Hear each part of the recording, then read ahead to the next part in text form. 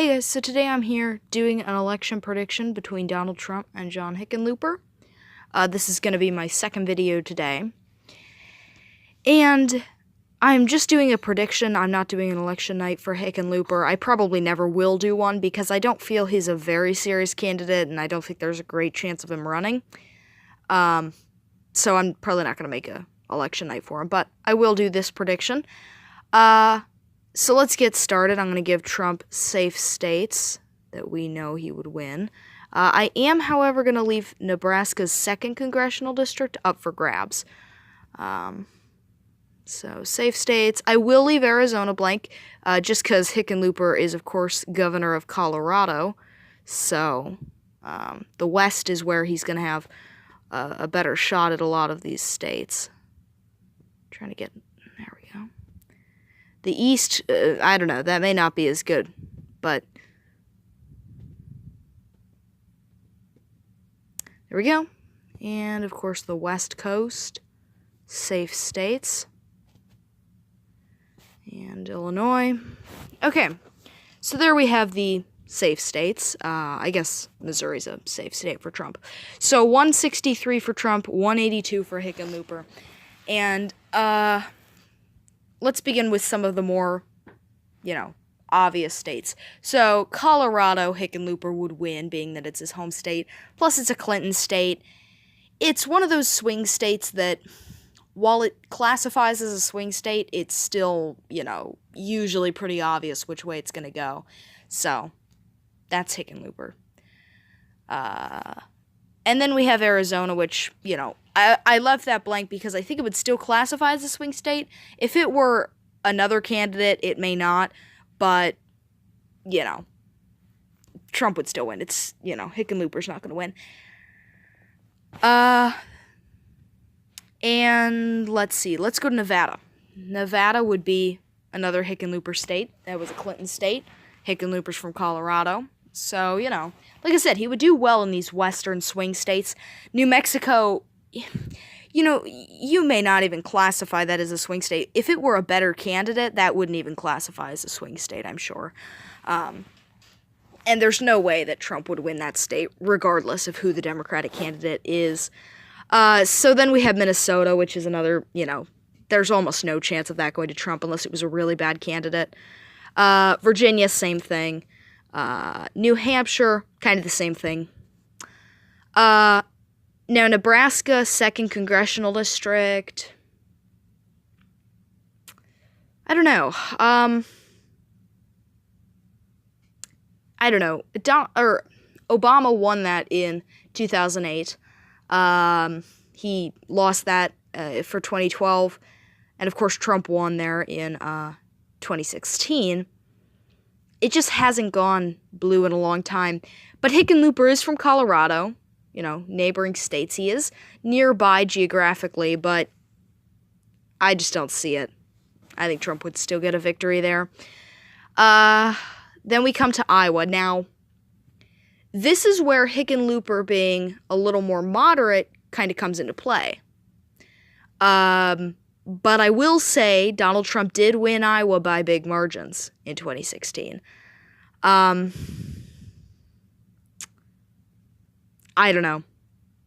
Like I said, Hickenlooper could definitely have a better chance than Clinton did, I think. And I think he could keep the state close for a longer period of time. But when it comes down to it, I don't see a Hickenlooper victory in Iowa because even though he's more moderate, he's also not very heard of. How many people knew of John Hickenlooper until, a few months ago? He just doesn't have a lot of name recognition, and like I said, I just don't see an Iowa flip. I mean, Trump won that state significantly in 2016, so. Ohio, I'm sorry, I actually put that blue. Ohio, Donald Trump would retain. It's, of all the swing states, that was one of the more, bigger margin swing states, I guess. So, if Ohio's going, so is Georgia, both to Trump. And, okay, I hate those lines on Nebraska. There we go. Okay, Maine. Well, we know that the state of Maine is going to go to Hickenlooper, and so's the 1st congressional district, but I'll come back to the 2nd congressional district. Michigan, I don't see Trump coming back in the Rust Belt, so I'm giving it to Hickenlooper.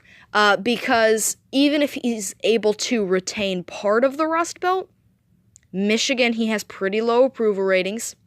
Right now, it's leaning more to the Democratic column.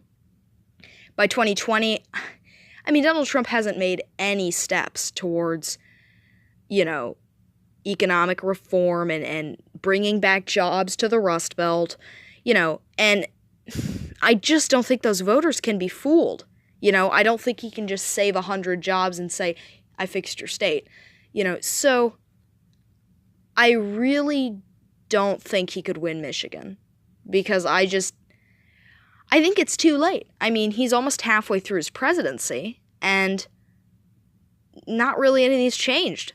The Rust Belt, which voted for him and really elected him, is just going more and more and more Democratic as his term goes on, and I don't see a sudden shift. And even if there was a sudden shift, I don't think Michigan would be affected by it, and I don't think it would come soon enough, and I don't think it would be strong enough. So Michigan would definitely, I think, go to Hickenlooper, and would go to almost any Democratic candidate, kind of like Minnesota. I don't see it going to Trump again. It would have to be a pretty bad candidate. Wisconsin is a bit more circumstantial. If it was a better Democratic candidate, that would, definitely go to the Democrat. But if it was not, then I don't know. We'll come back to Wisconsin. Pennsylvania, I don't know. Hickenlooper's from Colorado. He doesn't have a whole lot of appeal to the Rust Belt, really, though he does have an advantage being from a swing state. I think it was, and I've said this before, but I think it was kind of a one-time deal having the Rust Belt vote for Trump, because it was more of, it's time for us to be listened to, and so Wisconsin, Michigan, and Pennsylvania voted for Donald Trump. But I think if it's even a somewhat decent Democratic candidate, then it would still be, a Democratic flip. These are traditionally Democratic states, so I would say Pennsylvania would still go to Hickenlooper. Then we come to North Carolina, and Trump would probably still retain this. I don't see any reason Hickenlooper could flip that state. It went for Trump by fairly considerable margins. Florida, kind of the same thing. I just don't think Hickenlooper has the power to flip that. Maine's 2nd congressional district, I'm going to say would be Hickenlooper's 3rd flip. I could see that. So he's at 269, which means he's one electoral vote from the presidency. Now remember, in the event of an exact electoral tie, or if there were 3 candidates and no one reached 270, then the House of Representatives would elect the president. I think it would probably be a Democratic House by then. So I'll say that, but I'm not gonna, So we come to Wisconsin again. And,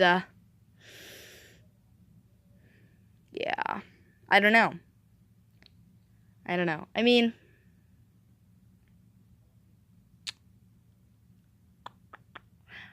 I'm not sure. I mean, I could see a Hickenlooper win just because of, what I said before about it being a one-time deal in the Rust Belt. But I could also see a Trump win because, of the states in the Rust Belt, it was called first by, I think, every news station. And I don't know. I just, to be honest, I can't see a Hickenlooper win that much. I could see Trump retaining Wisconsin, so I'm going to say he wins Wisconsin. So in that case, there you go. 269 electoral tie. So whoever has the House of Representatives by then is going to be the next president. I hope you all enjoyed this election prediction, and that's all we have. I'll see you next time.